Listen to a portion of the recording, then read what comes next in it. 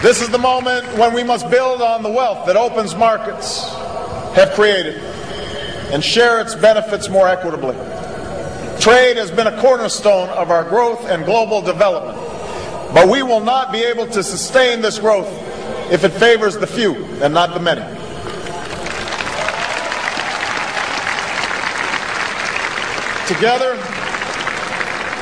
Together we must forge trade that truly rewards the work that creates wealth, with meaningful protections for our people and our planet.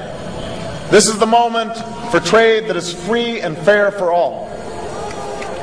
This is the moment we must help answer the call for a new dawn in the Middle East.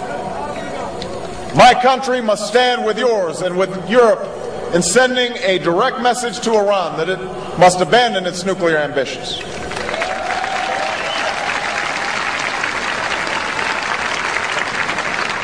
We must support the Lebanese who've marched and bled for democracy, and the Israelis and the Palestinians who seek a secure and lasting peace. And despite past differences, this is the moment when the world should support the millions of Iraqis who seek to rebuild their lives, even as we pass responsibility to the Iraqi government and finally bring this war to a close.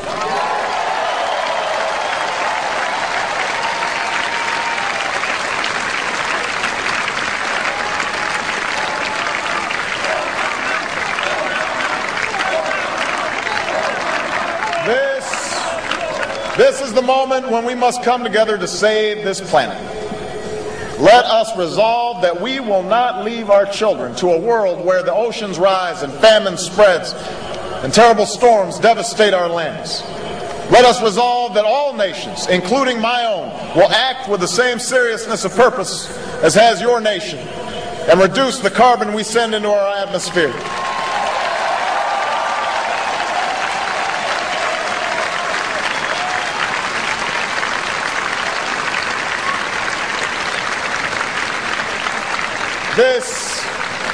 This is the moment to give our children back their future. This is the moment to stand as one. And this is the moment when we must give hope to those left behind in a globalized world. We must remember that the Cold War born in this city was not a battle for land or treasure. 60 years ago, the planes that flew over Berlin did not drop bombs. Instead, they delivered food and coal and candy to grateful children. And in that show of solidarity, those pilots won more than a military victory. They won hearts and minds, love and loyalty and trust, not just from the people in this city, but from all those who heard the story of what they did here. Now the world will watch and remember what we do here, what we do with this moment. Will we extend our hand to the people in the forgotten corners of this world who yearn for lives marked by dignity and opportunity, by security and justice? Will we lift the child in Bangladesh from poverty and shelter the refugee in Chad and banish the scourge of AIDS in our time? Will we stand for the human rights of the dissident in Burma, the blogger in Iran, or the voter in Zimbabwe? Will we give meaning to the words "never again" in Darfur?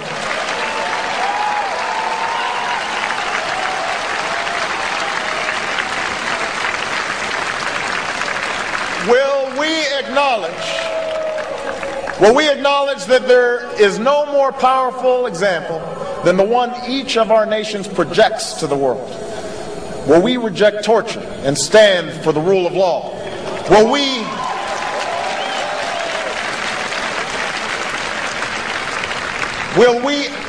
we welcome immigrants from different lands and shun discrimination against those who don't look like us or worship like we do, and keep the promise of equality and opportunity for all of our people?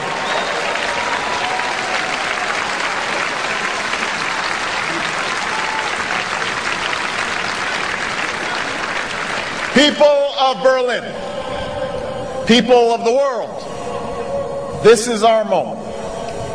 This is our time. I know my country has not perfected itself. At times, We've struggled to keep the promise of liberty and equality for all of our people.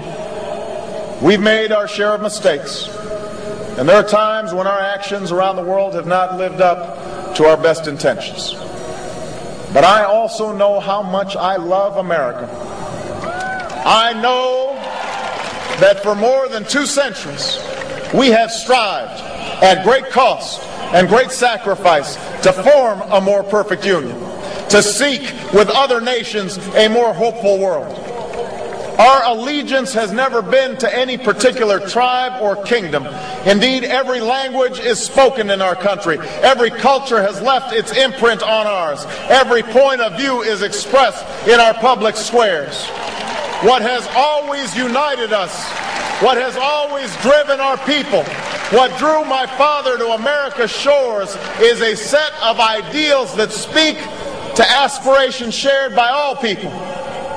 That we can live free from fear, the aspiration that joined the fates of all nations, and free from want. That we can speak our minds and assemble with whomever we choose and worship as we please. These are in this city. These aspirations are bigger than anything that drives us apart. It is because of these aspirations that the airlift began. It is because of these aspirations that all free people everywhere became citizens of Berlin. It is in pursuit of these aspirations that a new generation, our generation, must make our mark on the world. People of Berlin and people of the world, the scale of our challenge is great. The road ahead will be long. But I come before you to say that we are heirs to a struggle for freedom. We are a people of improbable hope, with an eye towards the future, with resolve in our heart. Let us remember this history and answer our destiny and remake the world once again. Thank you, Berlin. God bless you. Thank you. Thank you.